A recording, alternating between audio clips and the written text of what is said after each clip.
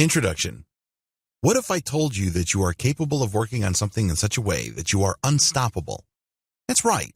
When you enter a certain mental and emotional state, it seems like all you can do is produce lots of your best stuff. It doesn't matter what's going on around you. It doesn't matter whether you woke up on the wrong side of the bed. It doesn't matter whether people around you are freaking out. You are still able to produce a lot of stuff, take care of your best work, and feel good about it. Sounds crazy. Well, this is called your state of flow. The good news is everybody has one. It can take different forms. It definitely takes place at different times. It can be triggered by many things.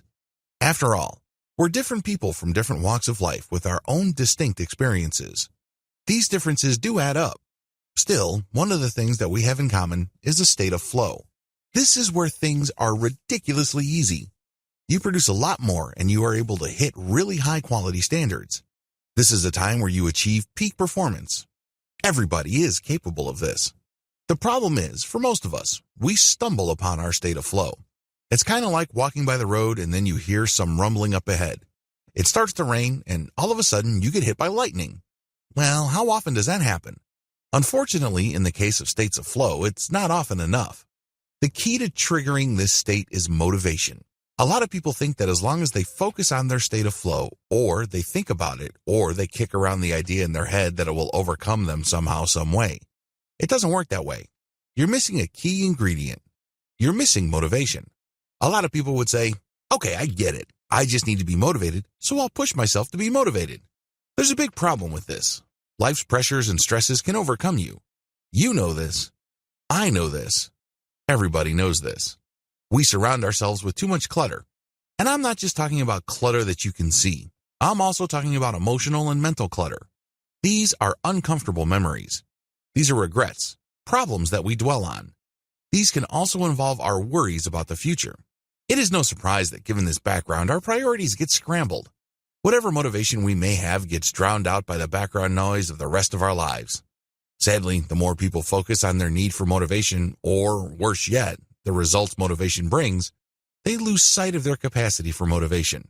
This is why a lot of people continue to struggle. In fact, so many of us have resigned ourselves to the inner and outer struggles that we have lost sight of the reasons why. This training teaches you practical tips to get motivated on command so you can achieve your state of flow.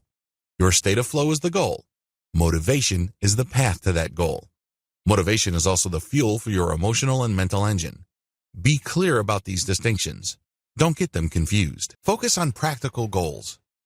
This training is not a feel-good training, okay?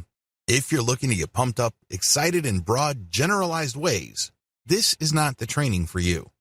Instead, this training is all about practical results. This training is intended to help you become a more effective human being. We define effectiveness in a very limited way here. Again, this can be controversial because a lot of people would have very expansive and broad definitions of effectiveness that operate on different levels. There's nothing wrong with that, and in many cases, this is highly commendable. However, as far as this training is concerned, we're going to focus on practicalities. Are you still with me? Good. It's easy to confuse our ultimate goals with our practical goals. Our ultimate goals, of course, are specific big outcomes and objectives that we would like for ourselves. We would like to live a well-lived life. Let me put it this way. If you knew that you were going to be put in a box tomorrow, what kind of life would you have desired for yourself? In that instance, knowing that you're going to die, you are forced to look back at your life and judge what you have accomplished and be clear about what you wish you had accomplished. That's how we know what our ultimate goals are. There is also another set of goals. These are practical goals. Too many people confuse the two. This is a mistake that leads to confusion, wasted energy, and wasted focus. If you want to be more effective, and if you want to tap the power of motivation to push you to live a more effective and purposeful life, focus on the big things. Focus on the grand outcomes and objectives of your life.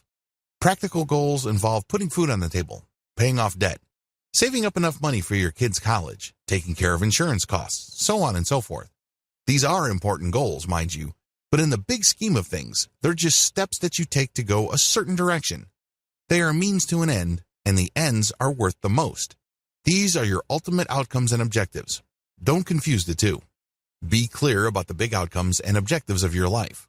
I have to confess, I can't help you with this. Everybody's life outcomes and life objectives are different. Maybe your grand life objective is to become the largest landowner in your state or province. Another person might have the grand objective of simply seeing his or her grandchildren graduate from college. Another person's grand objectives have something to do with traveling to at least 100 different countries. Everybody's different. That's why I can't help you with this, but one thing is clear. You must have a crystal clear idea of the outcomes and objectives you want for your life. Nobody can do this for you. You have to decide. You have to put in the work to clarify these things. As you can tell, there is no right or wrong answer. Choose to be clear about your need for a process. Now that you have an end goal in mind, understand that this goal is not going to happen by magic. It's just not. Once you have a solid objective in mind, please remember that is point B. You are at point A. Your job is to figure out how to get from point A to point B. Now, this is not a simple matter of a few hops, skips, and jumps. This is a life's journey. This is a process that doesn't just involve going through time. It also involves a change in your mind and consciousness. You become a different person as you go through this process. It's the journey that changes you. Every single day, there will be practical goals popping up all over the place. These goals need to be achieved so you can continue your journey to your ultimate objectives and outcomes. I am, of course, talking about practical realities like keeping a roof over your head, making sure there's food on the table, and making sure that a lot of the everyday practical considerations of your life and your family are taken care of. All these require a process, and this process is your state of flow. Now, this is where a lot of people slip up. They think their process is them showing up to a job or doing whatever it takes to pay the rent. However, they're looking at it in the wrong way, because if you look at your need for the process and you allow yourself to enter that state of flow, everything else becomes easier. Everything else falls into place. To a large extent, your state of flow should be your practical goal. You should think in terms of, how do I trigger this state of flow so I can blow through my to-do list and then some? How can I trigger this state of flow so I can think about the challenges that I'm facing and come up with better solutions? Believe it or not, achieving this state of flow and getting it to happen on command should be your daily goal. Recap: your state of flow. Here's a quick recap of what a state of flow is. It is a mental and emotional state where things become easy precisely because they're clear. It seems that whenever you make an action, it produces a result. When you look at what's going on around you and the task in front of you, you are able to connect the dots. None of them intimidate you. None of them have made you feel that it's not worth your time. None of them make you feel burdened and heavy. Instead, you can see how things connect and you're excited about it. Everything is clear. Everything is predictable. You notice that when you take an action, it leads to something, and you can see the consequences of the decisions you make when you are in this state of mind. This enables you to become bold. You're no longer feeling like you're this piece of plastic floating out there in the middle of a tropical storm in the ocean of life, being pushed from one end of the ocean to the other end, with absolutely no control nor a sense of ownership about what's going on. This is the precise opposite. It's like you enter into a cube and everything is well-defined, predictable, quantifiable, despite the fact that everything is moving quickly. This gives you courage and resolution. Everything just clicks and everything just works. This is your state of flow. Now, please understand that states of flow vary from person to person. Other people can sustain it for a very long time until they totally obliterate their to-do list. Other people stay in it a fairly short period. That's perfectly okay. What's important is that you enter it, get things done, and eventually call it into being on command. If I haven't said it enough times, let me say it again. Achieving a state of flow should be your practical goal. This is the secret. This is what leads to not only knocking out other practical goals, but also leading you in a big way to your life's big objectives. The best part about your personal state of flow is that it helps you take care of the now.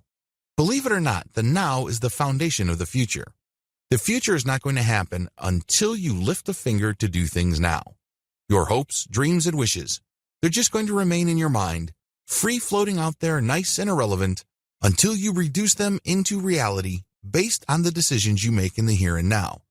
Focusing on that state of flow enables you to do that. The problem with states of flow. I know at this point you're all excited about achieving this mental and emotional state. I know you're probably thinking that this is somehow, some way, the magic bullet that would solve all sorts of problems in your life. I understand your excitement. There's definitely a lot to get pumped up about. However, there's a problem with states of flow. It's kind of like starting a fire.